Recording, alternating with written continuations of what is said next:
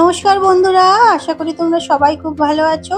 আমিও খুব ভালো আছি। সম্পাস লাইফস্টাইলের আরও একটা নতুন ভিডিওতে তোমাদের সবাইকে স্বাগত। আর আজ হলো রবিবার, তোমাদের সাথে নিয়ে ভিডিওটা এখান থেকেই শুরু করলাম। আজ কিন্তু ভিডিওটা অনেকটা পরে শুরু করেছি, তবে সকালে উঠে ওয়ার্কআউট প্রত্যেক দিনের মতো সেইভাবে কিছু করিনি। তবে ওই অল্প বিস্তর কিছু স্ট্রেচিং, কিছু ওয়ার্ম আপ, শুধু এইটুকুই করেছি, তার থেকে বেশি কিছু করিনি। আসলে সারা সপ্তাহ এক রুটিনে চলার পর শরীরকেও একটা দিন একটু রেস্ট দিলে ওয়েট লসটা অনেকটা ইজি হয়ে যায়। তাতে কিন্তু শরীর এবং মাসেলগুলো রিকভার করতে অনেক বেশি সুবিধা হয়।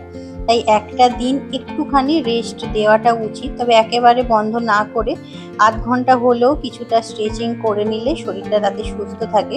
তো যাই হোক, সকালে সমস্ত ওইসব কাজ কমপ্লিট করে এখন এই যে চলে এসেছি উপরে, বিছানাটা গুছিয়ে নিচ্ছি।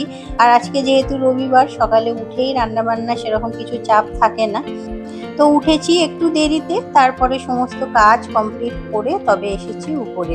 আর আজকে রান্নাবান্নার কোনো কিছুই আয়োজন সেইভাবে কিছু করা নেই, সবটাই সকালেই করতে হবে।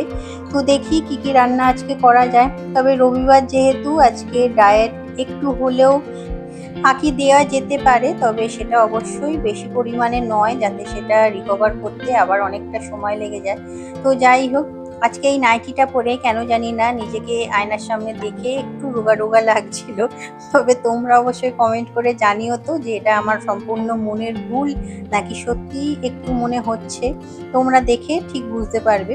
তো অনেক জামা কাপড় ছিল জানো তো, কাল কেচেছিলাম, তবে এখন ওই যে বললাম জামা কাপড় কিছুই প্রায় বারান্দায় শুকোতে পারছি না।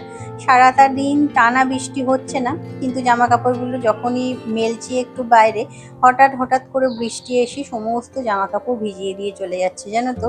এত বিরক্ত লাগছে তখন। ওর জন্য গত 3-4 দিন ধরে জামা কাপড় ওই ঘরের মধ্যেই শুকোনো হচ্ছে। ওই ঘরটাতে অনেকগুলো দড়ি খাটিয়ে রেখে দিয়েছি, জামা কাপড় ওখানেই শুকোচ্ছে। আর সারা দিন রাত প্রায় ফ্যানটা চলছে কন্টিনিউ, ফ্যানের হাওয়াতেই শুকোচ্ছে। তবে শুকিয়ে গেলেও জানো তো, রোদের মধ্যে জামা কাপড় শুকোলে স্যাঁতস্যাঁতে ভাবটা থাকে না। পাখার হাওয়াতে যখন জামা কাপড় শুকোনো হচ্ছে, জামা কাপড়গুলো যেন একটু স্যাঁতস্যাঁতে হয়ে থাকছে, ভিজে ভিজে হয়ে থাকছে। তো যাই হোক, কিছু তো করার নেই, বর্ষাকালে তো বৃষ্টি হবেই, এটাই খুব স্বাভাবিক। তবে ওই যে জামা কাপড় শুকোতে না পারলে একটু অসুবিধা হয় ঠিকই, তবে ওয়েদারটা একটু হলেও ঠান্ডা থাকে। আর আমার যেহেতু প্রত্যেক দিনই অনেকগুলো করে জামা কাপড় কাচাকুচি করতে হয়, তো জামা কাপড় টাইমে না শুকোতে পারলে না একটু অসুবিধা হয়ে যায়, কারণ না হলে আবার পরের দিনের জামা কাপড় শুকোনো যায় না। এই যে দেখো, বারান্দায় কত জামা কাপড় মেলা, কিন্তু এই যে ঝমঝমিয়ে বাইরে বৃষ্টি আরম্ভ হয়েছে আজকে সকাল থেকেই। বাবান গেছে ওর ড্রয়িং ক্লাসে, তোমাদের দাদাভাই ওকে দিয়ে আস্তে আস্তে প্রায় ভিজেই গেছে। ছাতা ছিল, কিন্তু এত জোরে বৃষ্টি এসে গেছে যে ভিজতে ভিজতেই প্রায় আসতে হয়েছে। তো বারান্দায় জামা কাপড়গুলো এখন তুলে নিই, তুলে নিয়ে তারপরে যাব নিচে, রান্নাবান্না বসাতে হবে। আর আজকে সকালে রান্নাবান্না বলতে এখানে একটু চিচিঙ্গা ভাজা করছি। আর চিকেন এনেছি, চিকেনটা এই যে ধুয়ে রেখে দিয়েছি। 2 রকম রেসিপি হবে চিকেন দিয়ে, তোমাদের পরে দেখাচ্ছি। এখানে এই যে আলু ক্যাপসিকাম কেটে রেখেছি, আর বাবা যেহেতু চিকেন খাবে না, তো একটু আলু পোস্ত করে দেবো। আর তার সাথে এখানে এই যে মোবাইলে গান চালিয়ে রেখেছি, গান শুনতে শুনতে কাজ করলে মনটা দেখবে অনেকটা ফ্রি লাগে। এমনিতে সারা সপ্তাহ সকালে উঠেই যেহেতু রান্নাটা বসাতে হয়, আর সারা দিন এত রুটিন থাকে একটার পর একটা, যে তাড়াহুড়ো করে তখন আর ফোনে গান শোনার মতো সময়টাই পাই না। তবে রবিবার দিনটা একটু লেট, যেহেতু সব কিছুই চলতে থাকে, ধীরে সুস্থে করারই চেষ্টা করি। তাড়াহুড়ো আজকেও থাকে, কিন্তু ওই যে নিজের জন্য সময়টা নিজেকেই বের করে নিতে হবে, কেউ সেটা তোমার জন্য করে দেবে না, সেটা আমি খুব ভালোভাবেই বুঝে গেছি। তো তাই রবিবার দিনটা একটু ধীরে সুস্থে, একটু অলস মেজাজে কাজগুলো করার চেষ্টা করি। আর তার সাথে আমাদের সেই ছোটবেলার আমাদের পছন্দের গানগুলো চালিয়ে রাখি। আর জানো তো, মিউজিক কিন্তু খুব ভালো স্ট্রেস রিমুভ করতে সাহায্য করে। যে কোনো মানসিক চিন্তা, মানসিক অবসাদ কিন্তু কোনো ভালো মিউজিক শুনলে কিন্তু সেগুলো দূর হয়ে যায়। তো প্রত্যেক দিন সেই একই এক নাগাড়ে কাজের রুটিন আমাদের গৃহিণীদের তো চলতেই থাকে। তো রবিবার দিনটা সেই একই কাজগুলোই আমি একটু গান শুনতে শুনতে করি। তখন দেখি কাজগুলো যেন কখন শেষ হয়ে যায় নিজেও বুঝতে পারি না। তো যাই হোক, আজকে চিকেন করব, তবে চিকেনটা আমি দুপুরে আজকে খাবো। আজকে কোনো কিছু সিদ্ধ করছি না, চিকেন দিয়েই ভাতটা খাবো, একটু রিচ খাওয়া দাওয়া হয়ে যাবে।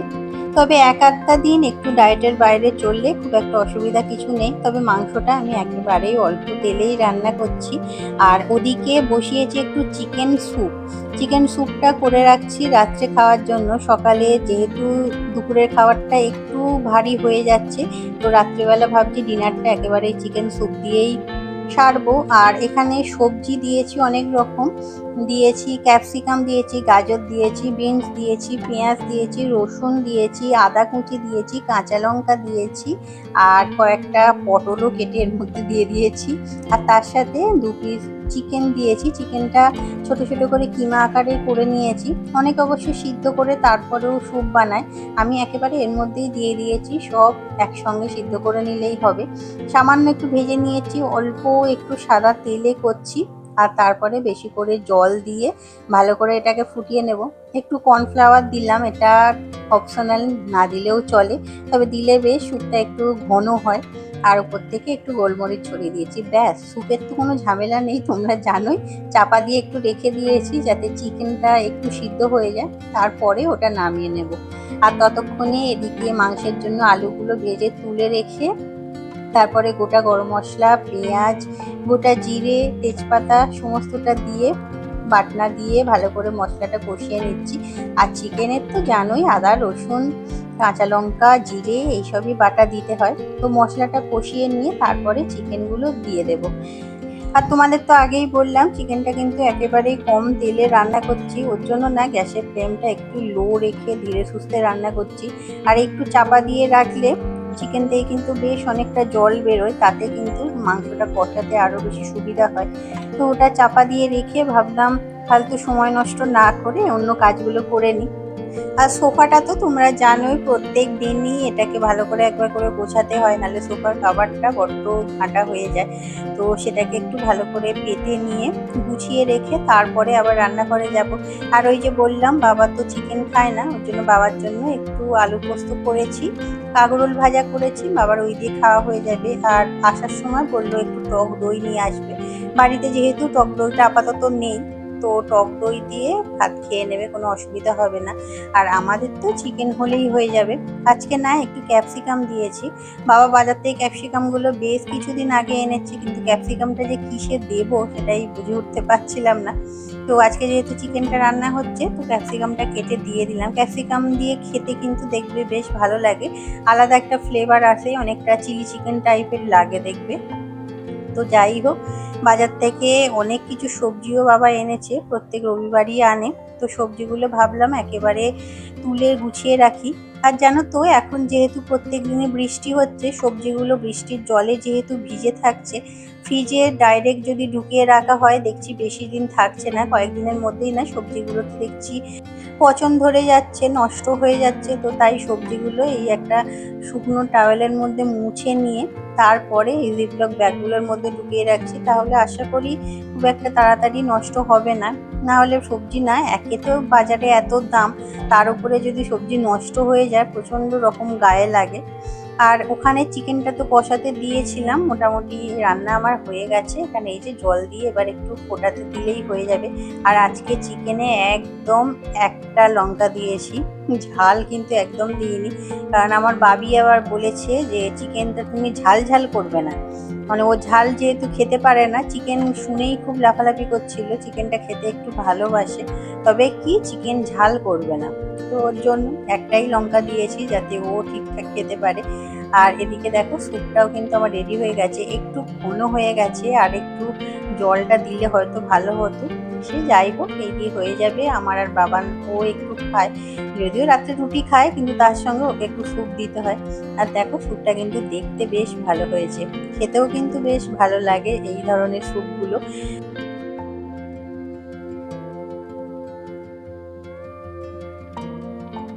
তো যাই হোক, রান্না বান্না সব কিছুই কমপ্লিট হয়ে গেছে, রান্নাঘরের কাজও কমপ্লিট করে নিয়ে ঘরগুলো ভালো করে ঝাড় দিয়ে এখন এই যে মুছে নিচ্ছি। আর এর মাঝখানে কিছুটা সময় পেয়েছিলাম, সেই সময়টা ভিডিও এডিটিং করতে বসেছিলাম, কারণ ভিডিওটা না সকাল থেকে এডিটিং করার মতো কোনো সময় পাইনি। তো রান্নাটা দেখলাম একটু যখন তাড়াতাড়ি হয়েই গেছে, তো এডিটিংটা করে তারপরে ঘরদোরগুলো মুছতে আরম্ভ করেছি। আর রবিবার দিন না সাধারণত আমি ঘরগুলো খুব একটা মুছি না, একটু ঝাড় দিয়ে পরিষ্কার করেই রেখে দিই। তবে আজকে যেহেতু সময় অনেকটা দেখলাম আছে, তো মোছা হয়ে যাবে। তবে উপরের ঘরগুলো মুছিনি, নিচের ঘরটাই ভালো করে মুছে পরিষ্কার করে নিচ্ছি। আর জানো তো, যেহেতু বৃষ্টি হচ্ছে, সবাই বাইরে যেহেতু যাতায়াত করছে, তো ঘরে আসার জন্য কেন জানি না বৃষ্টি হলে ঘরদোর দেখি একটু বেশি কাদা কাদা হয়ে থাকে। তো তখন ঘরগুলো না মুছলে না পরিষ্কার হয় না, কারণ কাদা কাদা একটু থাকলে না সেটা ঝাঁট দিলে যায় না। আর এই হলো আমার আজকে দুপুরের লাঞ্চ। ভাত নিয়েছি, তার সঙ্গে চিকেন নিয়েছি আর দুটো শসা কেটে নিয়েছিলাম। তো চলো খাওয়া দাওয়াটা করে নিই, এমনিতেই অনেকটা বেলা হয়ে গেছে। স্নান সেরে এসে বাবিকে খাইয়েছি, সবাইকে খাবার দিয়ে এখন এই যে বসেছি খেতে। মাথা থেকে গামছাটা খুলিনি, কারণ চুলটা না এখনো পর্যন্ত ভিজে আছে।